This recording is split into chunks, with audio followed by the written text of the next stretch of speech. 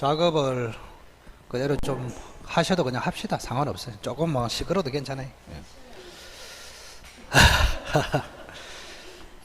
자, 66번 보겠습니다. 66번. 갑이 을에게 물건을 매도하겠다는 뜻과 승낙의 기간을 10월 30일로 하는 내용의 서면을 발송하여 을에게 도달하였다. 다음 중 옳은 것을 골라라.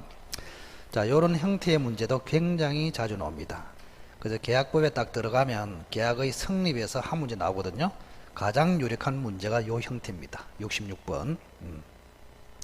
자, 10월 30일까지 답을 달라. 10월 30일을 승낙기간이라 합니다. 승낙기간. 자, 1번 보겠습니다. 자, 10월 28일에 발송한 을의 승낙 통지가 10월 31일에 도달했다. 이렇게 돼 있잖아요.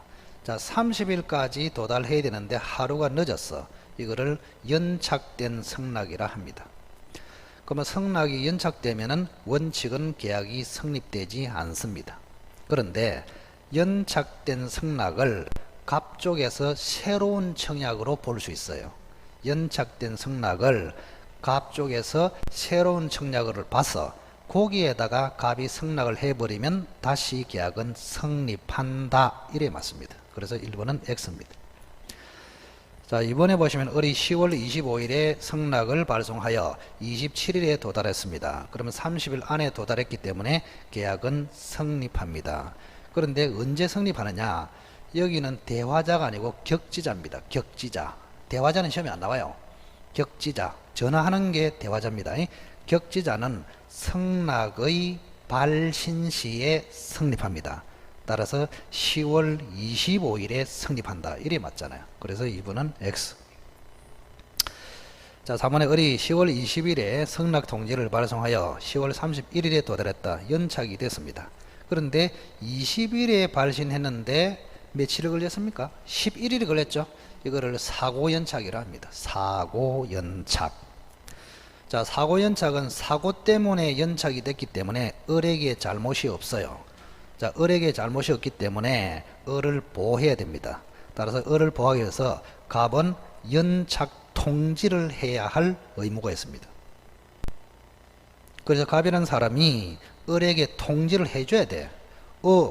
을아, 내가 받아보니까 네가 10월 20일에 벌써 보냈네. 근데 사고 때문에 연착이 됐는지 내가 딴 사람하고 계약했다. 그래서 너는 준비하지 마라 하면서 을에게 통지를 해줘야 돼. 근데 을에게 통지를 했습니까? 안 했습니까? 안 했죠. 통지를 해줘야 되는데 안 해줬다면 연착이 안 된 것으로 봅니다. 따라서 승낙기간 안에 도달한 것으로 본다. 따라서 계약은 성립한다. 그래서 3번은 O 정답이 되겠습니다.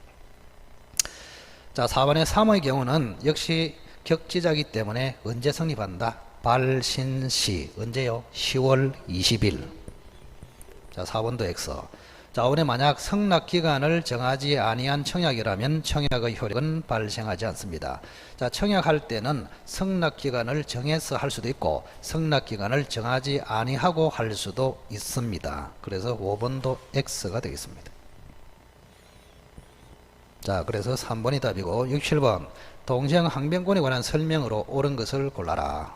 자, 1번 동시행 관계에 있는 쌍방의 채무 중 어느 한 채무가 이행불능이 되어서 손해배상 채무로 바뀌었다.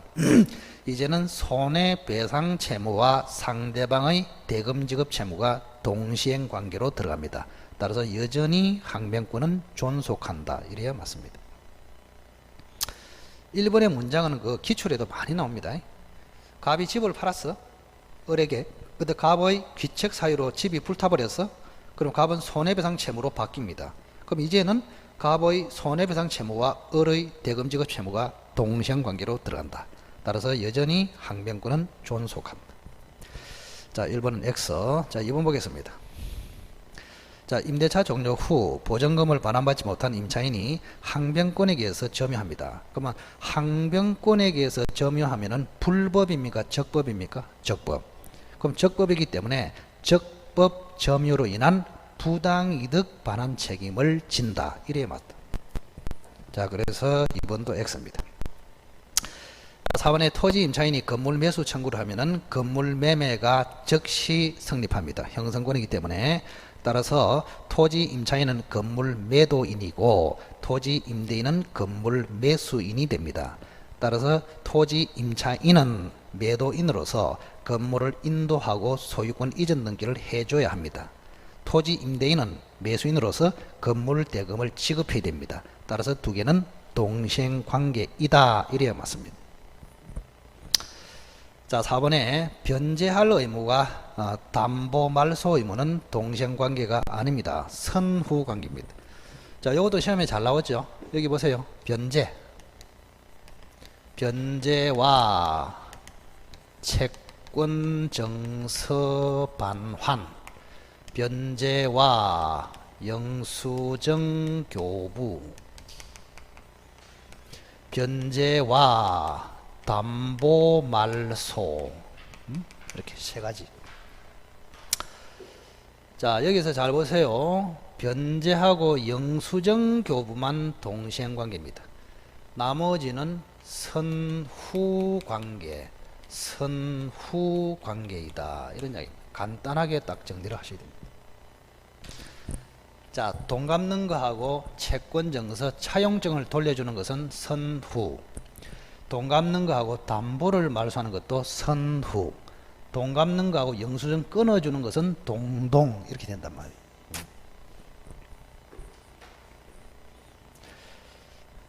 자, 그래서 4번을 보세요. 변제할 의무와 담보 말소 의무는 동생관계가 아니고 선후관계다. 4번이 X가 되겠습니다. 자, 5번. 자, 선행 의무자가 이행을 지체하는 동안에 상대방 채무의 변제에 도래한 경우에 쌍방의 의무는 동생관계 있다. 5번이 맞네요. 자, 5번은 내가 이야기입니다. 항상 이야기했지만, 자, 갑이라는 사람이 토지를 을에게 지금 1억으로 매매를 했다. 3월 1일 날. 자, 한 달 뒤에 중도금을 지급하기로 했고 2달 뒤에 잔금을 지급하기로 했다. 그러면 잔금을 지급할 때는 갑도 소유권 이전을 해야 됩니다. 이렇게. 자, 그러면 갑의 소유권 이전하고 비교했을 때는 중도금은 먼저 이행해야 되는 의무고 요거는 같이 이행해야 하는 의무입니다. 이렇게. 자, 그러면 소유권 이전과 잔금 지급은 동시이행 관계고 소유권 이전과 중도금은 선후 관계입니다. 이렇게. 자, 그런데 중도금을 계속 지체를 해요. 이렇게. 지체. 계속 개긴단 말이에요. 지체. 지체를 해가지고 중도금이 여기까지 와버렸어. 안 주고. 자, 그러면 원래 중도금은 선행 의무인데 계속 개기다가 소유권 이전의 변제기까지 와버리면 중도금조차도 소유권 이전하고 무슨 관계? 동생관계로 들어간다. 들어보셨죠?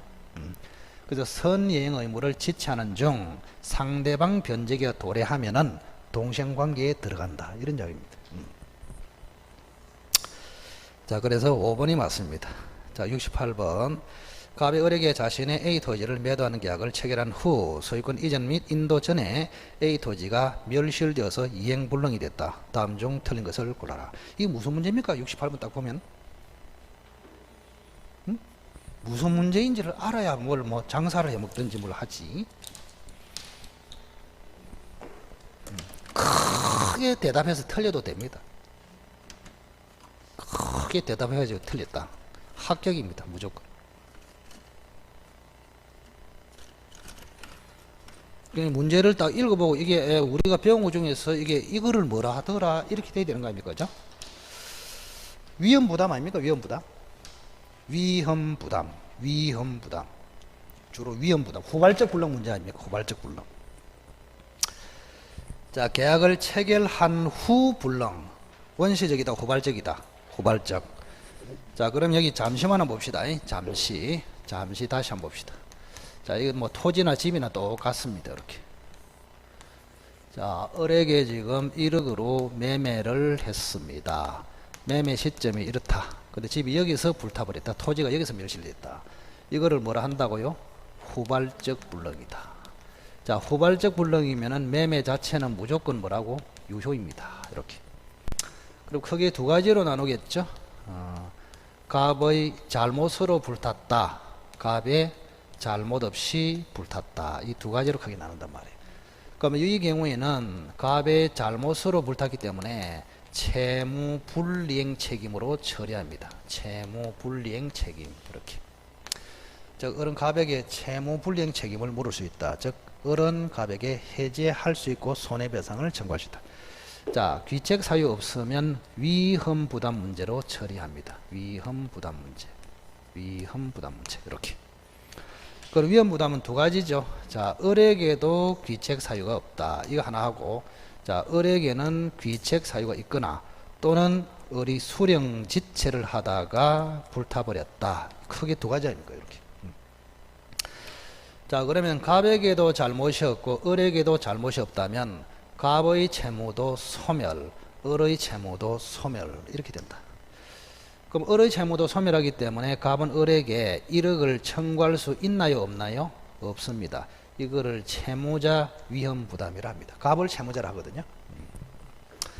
그런데 만약에 을의 잘못으로 또는 을이 수령 지체할 동안에 불탔다. 이때는 을의 대금 지급 채무는 존속합니다. 따라서 갑은 을에게 대금 지급을 청구할 수 있다. 이거를 채권자 위험 부담주의 이렇게. 이게 가장 기본 아닙니까 지금? 그래서 여러분은 객관식을 착각하는데 5개 지문을 다 알아야 답을 한다 아니에요. 과학적으로 지문 3개만 알면 무조건 답은 낼 수 있단 말이에요. 그거 다 할 필요가 없다니까. 공부도 다 할 필요가 없고 그거 다 언제 하랍니까? 그래서 과감하게 버릴 거는 버리고 이런 것도 굉장히 중요합니다. 자, 한번 볼까요? 1번. 자, 갑의 소유권 이전은 불가능하게 되었으므로 을은 더 이상 소유권 이전은 청구할 수 없다. 맞습니다. 집이 불탔는데 무슨 소유권 이전을 청구합니까? 갑의 귀책 사유가 있다면 손해배상 청구는 할 수 있지만 소유권 이전 청구는 할 수가 없습니다. 자, 이번에 양쪽에 귀책 사유가 없네요. 그럼 양쪽에 귀책 사유가 없으면 그죠? 갑의 채무도 소멸, 을의 채무도 소멸. 따라서 갑은 을에게 대금을 청구할 수 없다. 맞네요. 자, 3번에 을의 과실로 불능. 그럼 채권자 을의 잘못으로 불능이 됐으니까 을의 대금 지급 채무는 존속하잖아요. 따라서 갑은 을에게 대금을 청구할 수 있다. 맞고. 자, 4번에 이행기 전에 강제 수용이 돼서 을이 대상 청구를 행사하면 갑은 매매 대금 지급을 청구할 수 없다. 자, 4번은 굉장히 중요합니다. 4번. 중요 표시를 딱딱 하시고. 자, 5번부터 먼저 볼까요? 자, 갑의 귀책 사유로 불능이 됐다. 그러면 갑이 채무 불이행 책임을 진다. 따라서 을은 매매 계약을 해지할 수도 있고 손해배상을 청구할 수도 있다. 그리고 불능으로 해지하기 때문에 최고 없이 해지할 수 있다. 그래서 5번은 맞다 이 말이죠. 자, 4번이 중요합니다. 4번. 4번이 수준이 높단 말이에요. 이제 이것도 쉬운 거는 다 나오기 때문에 4번 같은 거를 집어내면은 무슨 말인지를 잘 모를 수가 있다. 자, 여기 보세요. 자, 매매가 3월 1일인데, 그죠? 지금 이때 요 토지나 집을 국가에서 수용을 해버렸단 말이에요. 수용. 자, 수용을 해버려도 국가가 원시 취득하기 때문에 갑은 소유권 이전이 불가능이 됐습니다. 이것도 내는 후발적 불능이에요. 그죠? 갑에게도 귀책 사유 없고 을에게도 귀책 사유가 없잖아요. 그죠? 자, 근데 문제는요. 국가에서 수용을 하면은 뭐를 줍니까? 보상금을 주잖아요. 보상금. 자, 그러면 요 을이라는 사람은 집은 지금 국가로 넘어갔기 때문에 집에 대해서는 청구할 수 없잖아요. 대신에 보상금이라도 내라 이래 할 수 있습니다. 이걸 대상 청구라 합니다. 뭐라고요? 대상 청구. 물건 대신에 보상금을 상환하라. 이거는 뭐라고? 대상 청구. 그러면 자 보세요. 이 집이 보상금이 얼마냐? 야 1억 5천이 나왔어 이렇게. 자, 그럼 하나 물어봅시다. 여러분이 을이라면은 매매 대금을 얼마였습니까? 1억. 보상금은 얼마입니까? 1억 5천. 그럼 여러분이 을이라면은 대상 청구를 합니까? 안 합니까? 하지. 1억 5천이 훨씬 유리하잖아요. 그래서 을이라는 사람은 1억을 갚아버리고 1억 5천을 받아낼 수 있다니까. 무슨 말인지 알겠습니까? 그래서 매매대금 이거는 지급을 해버리고 뭐 보상금 1억 5천을 받아갈 수도 있다. 이걸 뭐라고 한다? 대상 청구. 근데 여기서 핵심은 매매대금은 지급해야 된다, 안 해도 된다? 해야지. 매매대금도 지급 안 하고 1억 5천을 청구하면 2억 5천을 벌으라고. 그건 아니잖아요. 그래서 을이라는 사람은 1억을 갑한테 주고 보상금 1억 5천을 청구할 수 있다. 이걸 뭐라고? 대상 청구. 자, 그래서 4번은 맞죠. 을이 대상 청구를 행사하면 갑은 매매대금 지급을 청구할 수는 없다. 그게 무슨 말이에요? 틀렸다 아닙니까? 갑은 매매대금을 청구할 수 있다 해야 되잖아요. 즉 을은 매매대금은 지급하고 대신에 대상 청구로서 1억 5천을 받아낼 수 있다. 이런 이야기입니까? 그래서 여기 보세요. 여기 보세요. 한 번 더. 원래는 수용이 되면은 갑에게도 잘못이 없고 을에게도 잘못이 없잖아요. 그러면 갑의 채무도 소멸, 을의 채무도 소멸. 갑은 을에게 1억을 청구할 수 없잖아요. 원래는 1억을 청구할 수 없어. 근데 을이라는 사람이 대상 청구가 들어오면은 갑은 을에게 1억을 청구할 수 있다. 이런 이야기 아닙니까 지금? 응? 제발하고 한 문제라도 정확하게 잘해야 됩니다. 문제 많이 푼다고 해서 중요한 건 아니다. 정확하게. 자, 그래서 을이라는 사람은 매매 대금보다는 보상금이 훨씬 클 가능성이 있기 때문에 을에게 선택권을 주는 것입니다. 그래서 대상을 청구해서 갑한테 보상금을 받아내기 위해서는 매매 대금을 지급해야 된다.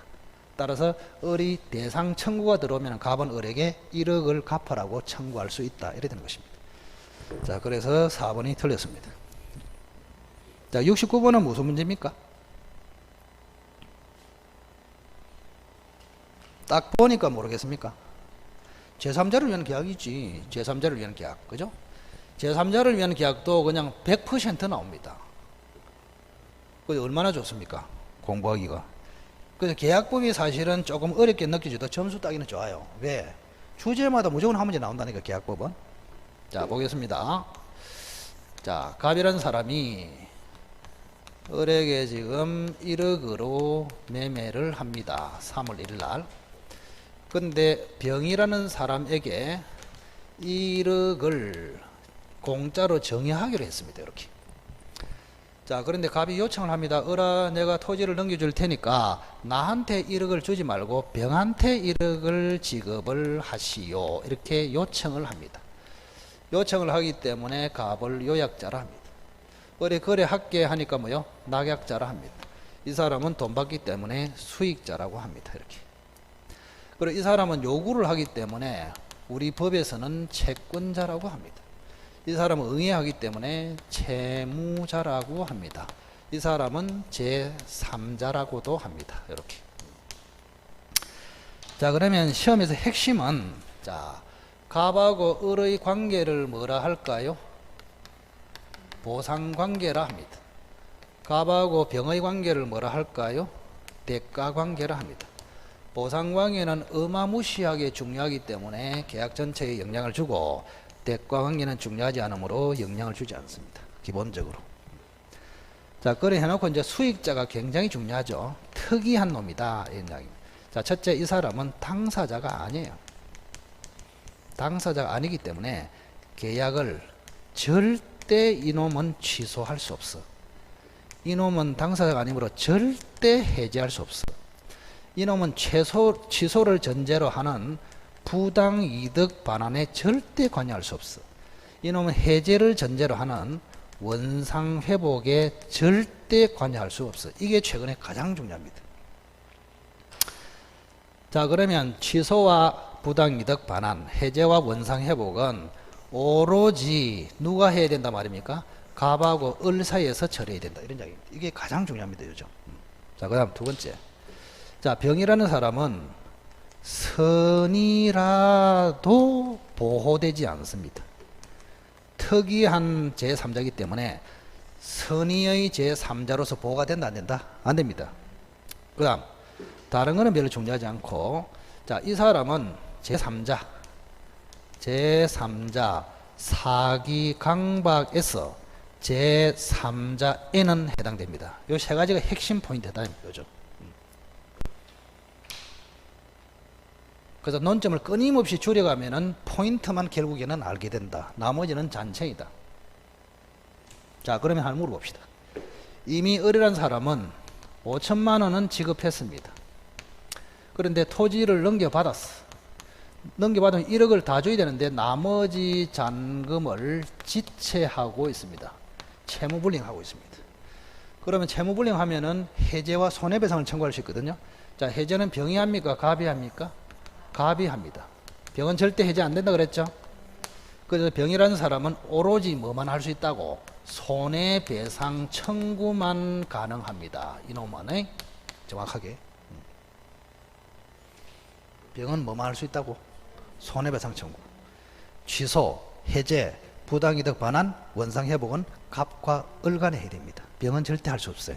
자, 그러면 하나 더 다시. 그럼 해제가 됐어. 해제가 되면은 받은 게 있다면 원상으로 돌려줘야 되잖아요. 그럼 을은 토지를 돌려주면 돼. 근데 돈 받은 사람은 5천만 원 받은 사람 병이 받았지 갑이 안 받았잖아요. 그럼 병은 원상회복으로 5천만 원 반환해야 된다. 그럼 틀렸습니다. 을은 병에게 원상회복으로 5천만 원 청구할 수 있다. 틀렸습니다. 갑에게 청구하고 갑이 반환해야 됩니다. 아시겠어요?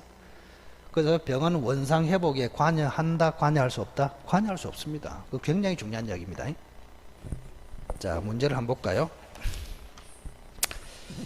자, 1번에 갑과 을은 합의 해제할 수 있다. 자, 지금 수익의 의사표시를 했다 되어 있거든요. 여기 보세요. 요 병이라는 사람이 을에게 전화를 해가지고 그래 내가 1억을 받았게, 여기 수익의 의사표시야. 그러면 수익의 의사표시를 하는 순간 1억에 대한 채권을 병이 취득합니다. 이렇게 뭐 하면 취득한다고? 수익의 의사표시. 그래서 수익의 의사표시는 제3자를 위한 계약의 성립 요건이 아니고 제3자 권리 취득 요건이다. 기출 2번. 자, 1억 채권을 병이 드디어 취득하기 때문에 이제는 제3자 병을 보호해야 됩니다. 수익의 의사표시를 했기 때문에 보호를 해야 돼. 보호하기 때문에 갑과 을은 더 이상 계약을 변경시킬 수도 없고 제3자를 위한 계약을 소멸시킬 수도 없습니다. 그럼 소멸시킬 수도 없다, 이 말이 합의로 소멸시킬 수 없다, 그런 뜻입니다. 아시겠어요? 합의 해제를 할 수가 없다, 그런 뜻입니다. 이렇게. 그래서 법정 해제는 할 수 있는데 합의로 뭔가 없애는 게 안 된단 말이야. 그래서 수익의 의사표시를 하면은 병한테 권리가 취득되기 때문에 병을 보호해야 되고, 따라서 이제는 갑과 을은 병에게 권리 침해를 가져오는 변경 소멸을 시킬 수가 없어. 즉 소멸을 시킬 수 없다는 말은 무슨 말이다? 합의로 해제해서 병의 권리를 없앨 수가 없다, 그 뜻이에요. 잘 이해하시기 바랍니다. 자, 그럼 1번 한번 볼까요? 자, 이미 69번의 문제를 보시면 수익의 의사표시를 했다 되어 있잖아요. 그죠? 자, 수익의 의사표시를 했기 때문에 병을 보호해야 됩니다. 따라서 갑과 을은 계약을 합의 해제할 수 없다, 이래 맞잖아요. 그죠? 1번은 X입니다. 2번은 왜 틀렸습니까? 병은 해제할 수 있습니까? 없습니까? 없죠? 병은 해제할 수 없다. 끄고.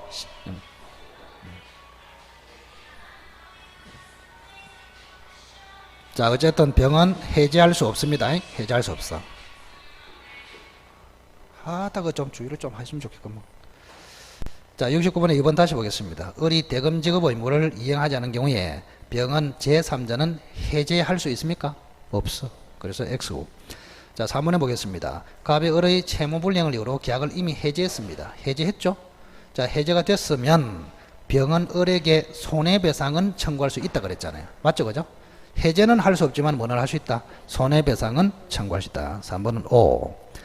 자, 4번에 갑이 소유권 이전을 지체하는 경우에 을은 병에 대한 대금 지급을 거절할 수 없다. 자, 여기 한번 보세요. 여기 보세요. 자, 갑이 을에게 소유권 이전하는 거 하고 을이 1억을 지급하는 거는 동생관계입니다. 아시겠어요?